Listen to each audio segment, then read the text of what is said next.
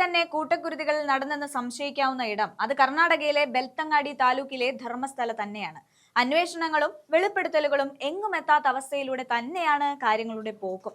മനുഷ്യന്റെ അസ്ഥികളും എണ്ണിയാൽ തീരാത്ത അത്രയും എല്ലുകളും കുഴിച്ചെടുത്തിട്ടും ഒരു മൃഗത്തിന് പോലും ലഭിക്കേണ്ട പരിഗണന അവയ്ക്കില്ല എന്നതാണ് കാണാനാകുന്നത്. ആരാണ് മരിച്ചത്, എങ്ങനെയാണ് മരിച്ചത്, ഇവിടെ തന്നെ എത്രയേറെ ശരീരഭാഗങ്ങൾ എങ്ങനെ വന്നു, ഈ കാര്യങ്ങൾക്കൊന്നും ഉത്തരമില്ല. എന്തായാലും കേസ് അന്വേഷിക്കുന്ന SIT ഇപ്പോൾ ബംഗ്ലഗൂഡ വനത്തിലെ അസ്ഥികൂട അവശിഷ്ടങ്ങൾക്കിടയിൽ നിന്ന് മറ്റൊരു തിരിച്ചറിയൽ കാർഡ് കൂടി കണ്ടെത്തിയതായാണ് പുറത്തുവരുന്ന വിവരം.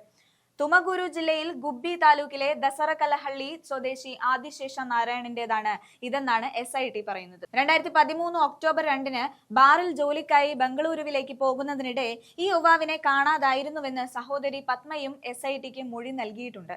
ബംഗ്ലഗൂഡയിലെ ഖനനത്തിനിടെ കണ്ടെത്തിയ 7 അസ്ഥികൂടങ്ങളിൽ ഒന്ന് ആദിശേഷയുടേതാണെന്നാണ് നിഗമനത്തിൽ പോലീസ് എത്തിയിരിക്കുന്നത്. എന്നാൽ DNA പരിശോധനയിലൂടെ മാത്രമേ ഇക്കാര്യം സ്ഥിരീകരിക്കാനാകൂ.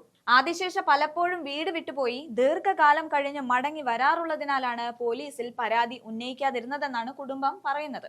മുൻപ് കുടക് പൊന്നമ്പേട്ട് താലൂക്കിലെ ടി ഷെട്ടിഗേരി ഗ്രാമത്തിൽ താമസിച്ചിരുന്ന 71 വയസ്സുള്ള ഉലുവകട ബി അയ്യപ്പ എന്നയാളുടെ പഴയ തിരിച്ചറിയൽ കാർഡും മൃതദേഹ അവശിഷ്ടങ്ങൾക്കിടയിൽ നിന്ന് അന്വേഷണ ഉദ്യോഗസ്ഥർ കണ്ടെത്തിയിരുന്നു.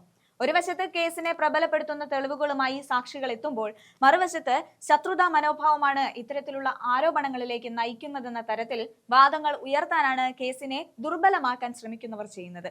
നിലവിൽ പ്രധാന സാക്ഷിയായ ചിന്നയ്യ ശിവമോഗ ജയിലിലാണ്. അതുകൊണ്ട് തന്നെ മുന്നോട്ടുള്ള അന്വേഷണങ്ങൾ എത്രമാത്രം സമഗ്രമായിട്ടാകും മുന്നോട്ട് പോകുക എന്നതും വ്യക്തമല്ല.